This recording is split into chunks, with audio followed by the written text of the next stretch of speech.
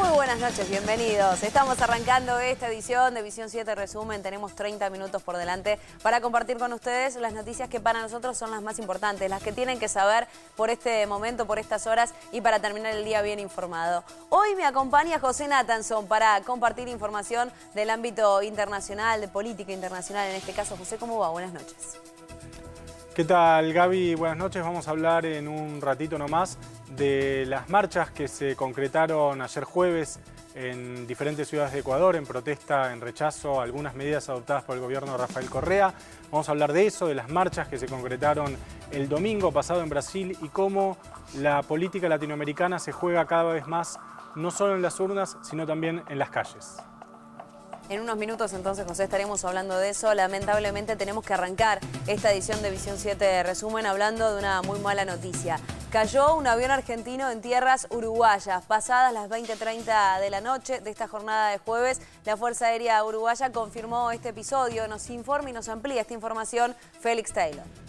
Un avión argentino en el que viajaban 10 personas cayó poco después de despegar del aeropuerto de Laguna del Sauce, en Punta del Este, y tras la caída, la nave se incendió. No habría sobrevivientes. El vocero de los bomberos informó que el avión cayó a tierra en una zona llamada Laguna del Sauce, ubicada frente al aeropuerto. Se trata de un avión King 90, matrícula LBCEO de Argentina, turbohélice, perteneciente a Aviajet Sociedad Anónima, una empresa de taxis aéreos de Buenos Aires, en el que viajaban 8 pasajeros y 2 tripulantes. Los pasajeros son integrantes de una empresa argentina llamada La Rural, que forma parte de la administración del Centro de Convenciones de Punta del Este y habían participado de una reunión con sus socios uruguayos y miembros de la Intendencia de Maldonado. Según la Junta de Investigaciones de Accidentes de Aviación Civil, la misma aeronave había protagonizado un serio accidente en noviembre de 2013. La Administración de Aviación Civil le había retirado la licencia a Aviajet Sociedad Anónima el 25 de julio del año pasado, por lo que no podía realizar ningún viaje internacional.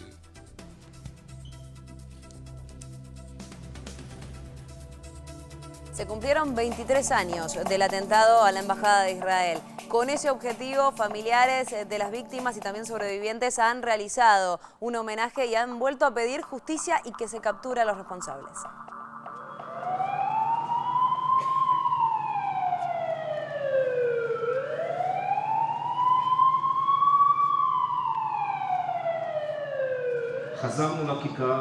Volvimos a la plaza, en la cual alguna vez erigía la Embajada de Israel en Argentina, y todo lo que quedó son esas cicatrices sobre el muro, la superficie nuevamente embaldosada, los duros recuerdos y los árboles que crecen año tras año.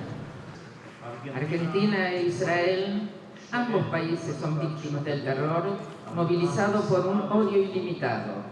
Estos crímenes deben ser investigados sin descanso hasta llevar a sus despreciables perpetradores ante los tribunales para que se haga justicia.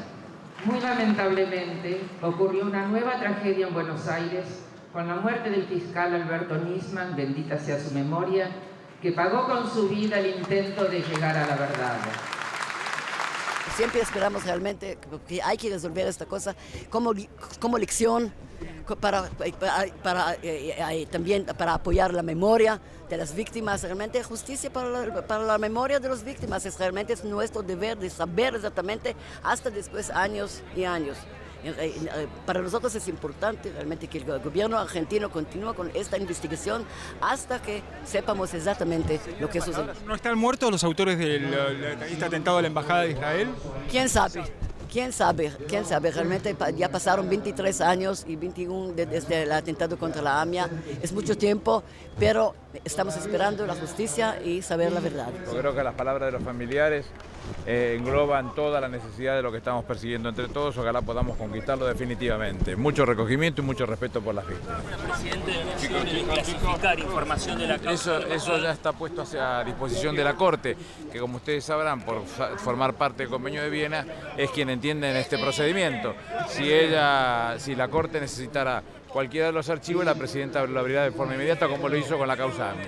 Cuando la Corte Suprema de la Justicia lo dice. Cuando lo indique.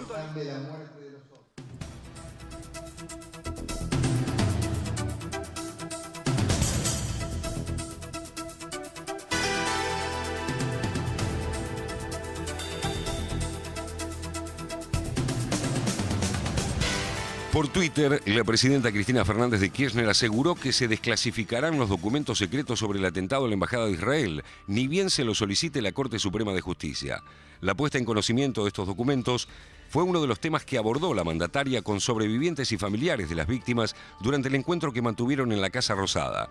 Cristina contó que en la reunión dijo que pasaron 23 años sin que haya un detenido ni un solo condenado. Frente a esta reflexión, la doctora Rita Hanna con firmeza agregó: ni siquiera un imputado, a lo que la mandataria remató con un sin palabras.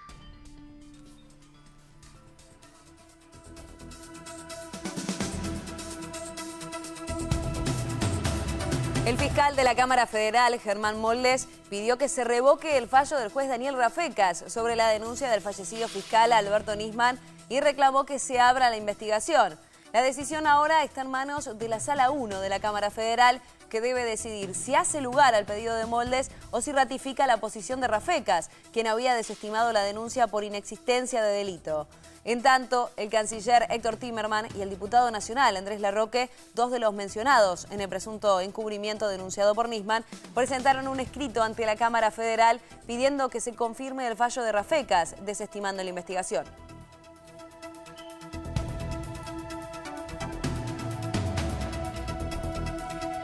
Y otro tema que tiene que ver con lo judicial, la Cámara Federal porteña, en este caso, revocó el procesamiento del ex jefe de la revista Para Ti, Agustín Botinelli, quien es acusado, en este caso, de manipular información durante la última dictadura cívico-militar.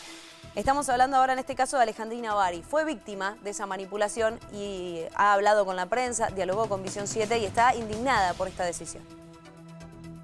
Estoy absolutamente indignada, con mucha bronca, pero también con el firme compromiso de continuar la lucha como todos estos años. Alejandrina Bari señaló estar indignada por el dictado de falta de mérito en el caso Agustín Botinelli y otros por encubrimiento y participación en delitos de privación de la libertad y homicidio durante la última dictadura militar.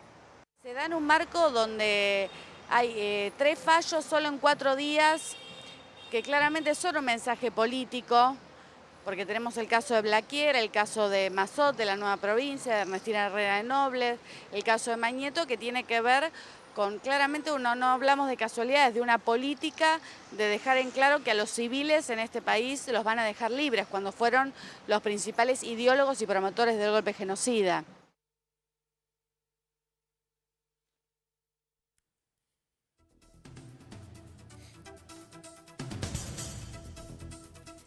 Hay más información aquí, en este caso, en Visión 7 Resumen, con nuestro habitual picado de noticias.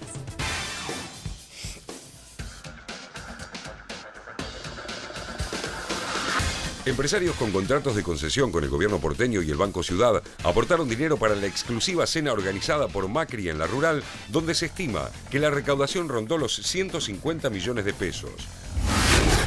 Carlos Ferrer negó las acusaciones en su contra que su hija manifestó por Facebook, señalándolo como maltratador y homofóbico. Luego renunció a su precandidatura a gobernador de Mendoza. La Corte Suprema rechazó la presentación de la defensa de Pablo Díaz, ex dirigente ferroviario condenado por el asesinato de Mariano Ferreira. Dijo que su cliente fue prejuzgado tras leerse los argumentos de la sentencia. Explicó que solo debía darse a conocer el veredicto. El incendio de un basural obligó a la evacuación de varias viviendas debido al aire contaminado en el lugar, producto de la quema de residuos industriales. La legislatura porteña aprobó la ley para llamar 11-30 de diciembre a la estación de subtes en homenaje a las víctimas de Cromañón. Se trata de la línea H situada debajo de la Plaza Miserere. El Tribunal Superior de Justicia dio a conocer las nóminas de los precandidatos a suceder a Macri como jefe de gobierno porteño. Son 31 aspirantes y hay 23 listas de legisladores.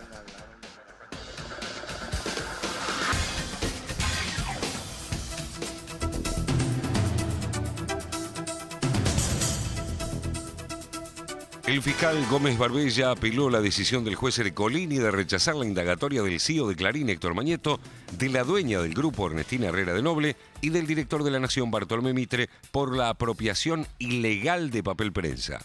El fiscal insiste en que la maniobra para quedarse con las acciones de Papel Prensa constituye un delito contra la humanidad, que es el de persecución por motivos políticos y o religiosos. La apelación deberá ser resuelta por la Cámara Federal porteña.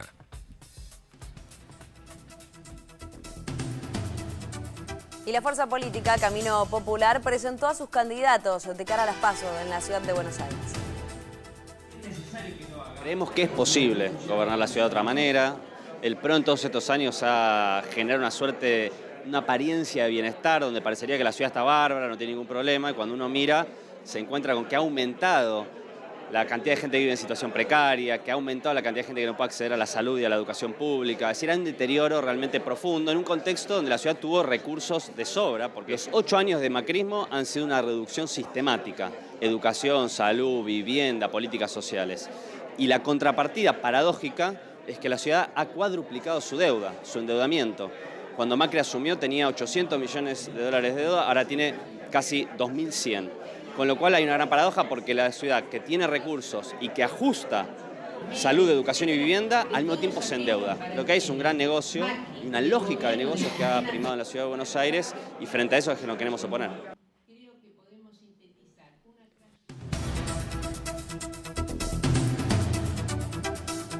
Familiares y amigos de Dayana García, la chica que apareció asesinada en una bolsa de arpillera al costado de la Ruta 4 y Libres del Sur en Lomas de Zamora, se movilizaron al obelisco para pedir justicia. La investigación de la muerte de la joven se centra en Juan Manuel Fígola, un hombre de 38 años que se suicidó el sábado. Durante la protesta pidieron que no haya más casos como el de Dayana. Cada uno vive el dolor y el duelo como cada uno puede. A mí no me interesa que otra persona se haga responsable de sus actos. Es como si vos me haces algo a mí, voy a tu mujer y...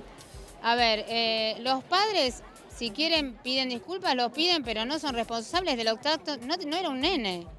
Era una persona grande que aparentemente no estaba enferma, estaba bien en sus cabales, salía muy bien lo que estaba haciendo, por más que te agarre la desesperación. A mí no me tiene que pedir disculpas a sus padres.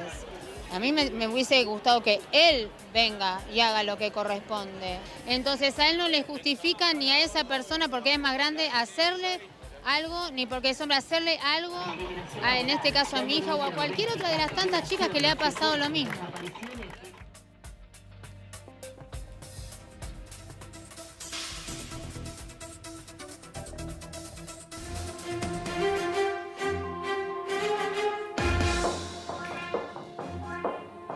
Momento de meternos ahora en la información internacional. Está aquí con nosotros José Natanzón para explicarnos un poco más sobre qué está sucediendo en algunos países de Sudamérica, concretamente con Brasil y con Ecuador, que son aparentemente los dos más convulsionados en cuanto a la oposición de los gobiernos. Efectivamente, Gaby, hubo hoy, ayer en realidad jueves, una serie de protestas en diferentes ciudades de Ecuador, en Quito, en Guayaquil y en otras ciudades de Ecuador, en rechazo a algunas medidas adoptadas en los últimos días por el gobierno de Rafael Correa. Una parte de estas protestas estuvieron lideradas por la CONAIE, que es la confederación que agrupa las diferentes nacionalidades indígenas de Ecuador, que viene sosteniendo una posición de oposición bastante firme al gobierno de Correa. Hubo también protestas de los sindicatos que rechazan un nuevo código del trabajo, una especie de nueva ley laboral impulsada por el gobierno, y también hubo sectores de clase media e incluso algunos partidos de derecha que se han manifestado en contra de la decisión del gobierno de Correa de aumentar los aranceles a algunas importaciones en Ecuador. Una coalición bastante heterogénea entre sectores de derecha, sectores de izquierda, sectores indígenas, pero que logró ayer una serie de manifestaciones bastante importantes en algunas ciudades de Ecuador. Esto se suma a lo que vimos el domingo pasado, cuando se concretaron unas largas marchas en rechazo al gobierno de Dilma Rousseff en Brasil. Hubo marchas muy importantes, sobre todo en San Pablo, hubo una marcha menos importante en Río y hubo manifestaciones notablemente menos importantes en las ciudades del nordeste de Brasil, en la zona más pobre de Brasil y en la zona en donde el PT tiene más afianzado su liderazgo. Dilma Rousseff, lo estamos viendo, reaccionó con una serie de declaraciones en el sentido de que son manifestaciones que hay que tener en cuenta, que hay que escuchar que hay que comprender. Todo esto se sobreimprime además en un momento bastante tenso de la política brasilera, porque todavía repercuten y todavía se están desarrollando, digámoslo así, las diferentes instancias judiciales del escándalo de corrupción en Petrobras. Sabes, Gaby, que la justicia brasilera investiga un sistema de corrupción construido alrededor de Petrobras, que es la gran empresa estatal brasilera, la principal empresa de Brasil y una de las grandes empresas petrolíferas de América Latina y del mundo, la segunda América Latina después de PDVSA y una de las más grandes del mundo.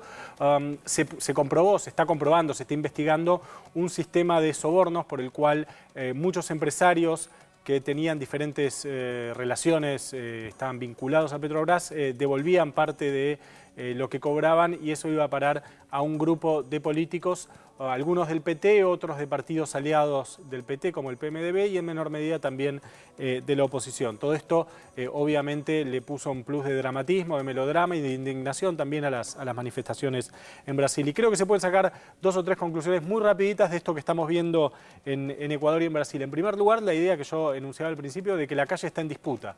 Estamos en un momento de América Latina en el cual la calle ya no es solo de los gobiernos de izquierda, sino que también está en disputa con la oposición. Lo vemos en Ecuador, lo vemos en Brasil, lo vemos en Venezuela y lo hemos visto también en Argentina con los cacerolazos y demás. La calle es un terreno de discusión política. La segunda conclusión es que el momento de crecimiento fácil de América Latina, en el cual todos los países de América Latina tenían un crecimiento económico muy importante, muy notable. O sea, es que venimos de una década de alto crecimiento en general en América Latina. Hubo años en los cuales crecieron arriba del 4 o 5% todos los países, incluso países que no crecen nunca, como por ejemplo Haití, crecían. Bueno, eso ya se acabó. Por diferentes motivos, cambio de contexto internacional, China, precio de los commodities, por una serie de cuestiones, el crecimiento rápido, el crecimiento fácil, el alto crecimiento de América Latina se está enlenteciendo. La CEPAL calculó el crecimiento del 2014 en 1.5, es un crecimiento bajo, y algo parecido para este año. Eso hace que haya más tensiones sociales, más problemas económicos y que esto se vea en la calle. Y al mismo tiempo, una situación de obvio desgaste de algunos gobiernos de izquierda o nacional populares o progresistas de América Latina que ya llevan muchos años en el poder y que también están sufriendo el desgaste habitual que implica gobernar tantos años. ¿Cómo ves puntualmente a cada uno de ellos, a corto plazo? No, me parece que a corto plazo están firmes. No, en ninguno, está bien la pregunta, en ninguno de los casos hay un peligro, creo yo, de desplazamiento, claro, de impeachment, de juicio político, nada por el estilo. Lo que sí hay es la advertencia de una situación que no es tan cómoda como era hace algunos años. Gracias, José, por darnos toda esta información. Hasta la próxima semana. Igual te quedas aquí con nosotros un rato más. Seguimos hablando en este caso de información del ámbito internacional. Dábamos a conocer en la jornada de ayer el atentado fuerte que hubo en un museo en Túnez, donde fallecieron 23 personas. El máximo mandatario de ese país dijo que los que atentaron, los que realizaron este atentado, tenían armamento que finalmente no utilizaron y el grupo ISIS es quien se hizo responsable de este atentado. El presidente de Túnez, Beji Caid Essebsi, habló al país a través de un mensaje televisivo, luego de que el ataque de ayer en el Museo del Bardo, un lugar de gran afluencia de turistas en las cercanías del Parlamento, dejara 23 muertos y más de 40 heridos. Essebsi aseguró que estas células minoritarias y bestiales no los derrotarán. A pocas horas del atentado, en un mensaje de audio dado a conocer este jueves, Estado Islámico se adjudicó la masacre y aseguró mediante una cuenta de Twitter que el ataque fue efectuado por 2 caballeros del califato. ونقول للمرتدين القابعين على صدر تونس المسلمة أبشروا بما يسوءكم أيها الأنجاس فإن ما رأيتموه اليوم أول الغيث بإذن الله ولن تهنأوا بأمن أو تنعموا بسلام وفي الدولة الإسلامية رجال كهؤلاء. 9 personas fueron detenidas hasta el momento, mientras que el ejército tunecino desplegó un fuerte dispositivo de seguridad en todo el país y patrullas permanentes.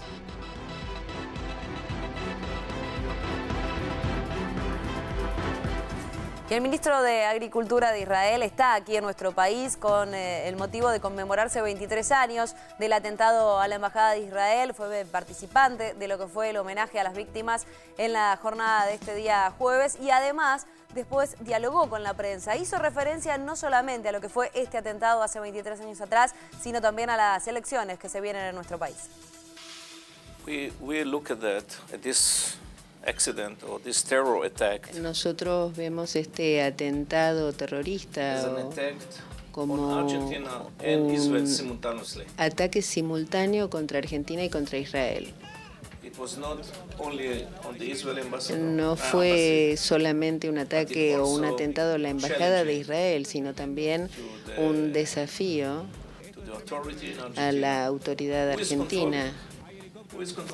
¿Quién controla la situación?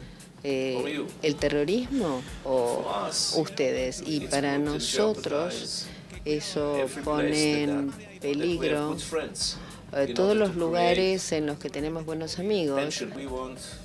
Nosotros queremos que esos terroristas sean llevados ante la justicia y que paguen lo que tienen que pagar.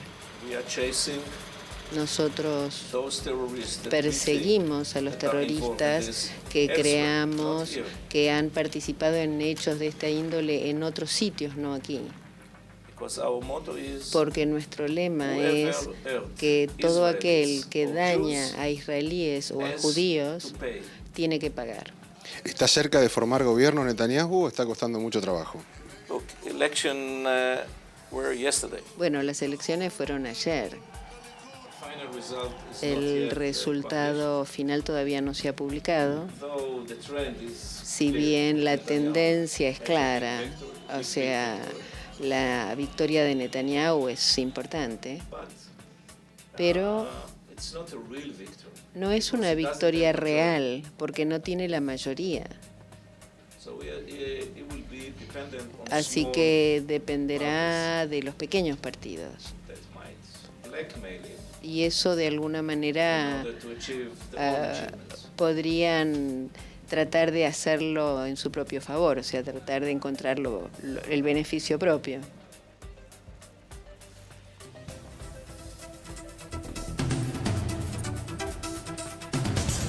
Este es el comunicado oficial de la Fuerza Aérea Uruguaya informando sobre el avión argentino que ha caído en Punta del Este. Fuerza Aérea Uruguaya, accidente de aeronave matrícula LB-CO en Laguna del Sauce. La Fuerza Aérea informa a través de su centro coordinador de rescate que aproximadamente a la hora local 20:37 un avión argentino matrícula LB-CO modelo B90 King Air con 2 tripulantes y 8 pasajeros a bordo, 7 de nacionalidad argentina y una persona de nacionalidad portuguesa, por razones que aún se desconocen, se precipitó a tierra en una zona de difícil acceso al norte del aeropuerto de Laguna del Sauce. La aeronave bimotor habría decolado del Aeropuerto Internacional de Laguna del Sauce de la pista 01 con destino a San Fernando. Al momento, 2 helicópteros de la Fuerza Aérea con personal del Escuadrón Aéreo número 5 se encuentran realizando las tareas de rescate en la zona del accidente. A la brevedad ampliaremos con más información y la firma del director accidental de Relaciones Públicas de la Fuerza Aérea Uruguaya. Las imágenes que estamos viendo corresponden al avión que se estrelló, que sufrió el accidente en Uruguay, pero son de archivo, son imágenes viejas. Lo que sí ya se ha ratificado es que de las 10 personas, 8 los han encontrado ya muertos.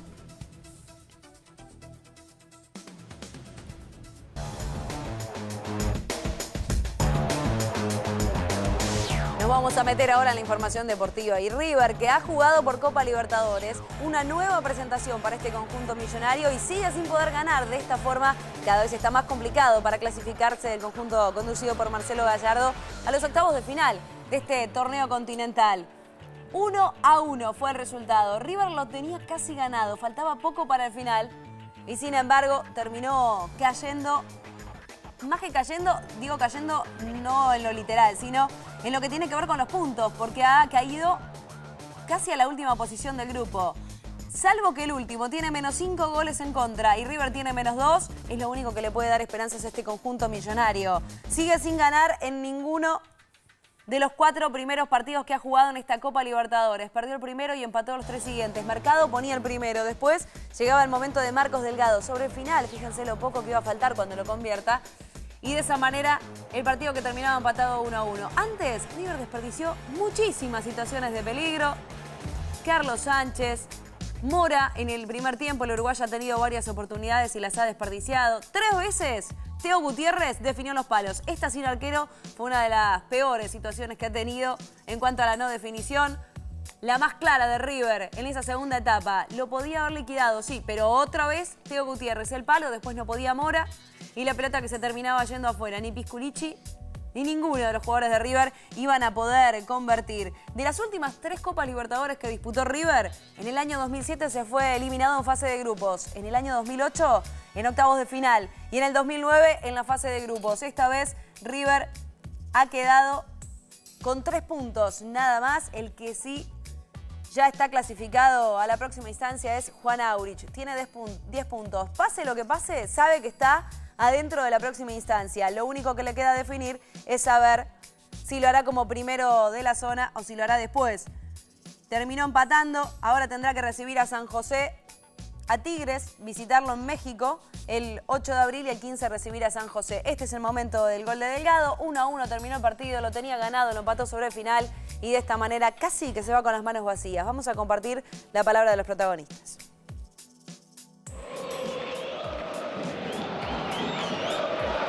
El fútbol penalizó hoy día a River. Lo penalizó porque tuvo 3 claras oportunidades y a nosotros nos premió por tener una persistencia en el esfuerzo y no bajar los brazos nunca.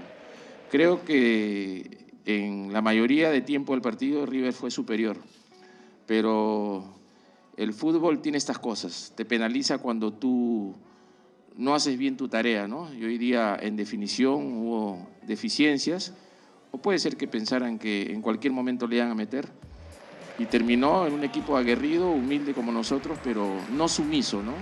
Y sinceramente mucho dolor, porque no lo merecíamos, ¿no? Pero bueno, ante una situación como esta yo no tengo nada que reprocharle a los jugadores porque hicieron todo el mérito para ganar el partido, hicieron un gran partido, no definimos todo lo que generamos, sino el partido debería haber terminado por lo menos 5, 6, 7, o no sé, 15 situaciones de gol clara, conté, contra 1 o 2 del rival en los últimos minutos. Entonces, contra eso, ¿qué tenés que explicar? O sea, que no fuimos decisivos a la hora de convertir, nada más, no tuvimos contundencia. Después, ¿qué más voy a explicar? Futbolísticamente, ¿alguien puede decir algo respecto a cómo jugó el equipo hoy? Después, es una cuestión de efectividad, el fútbol es así.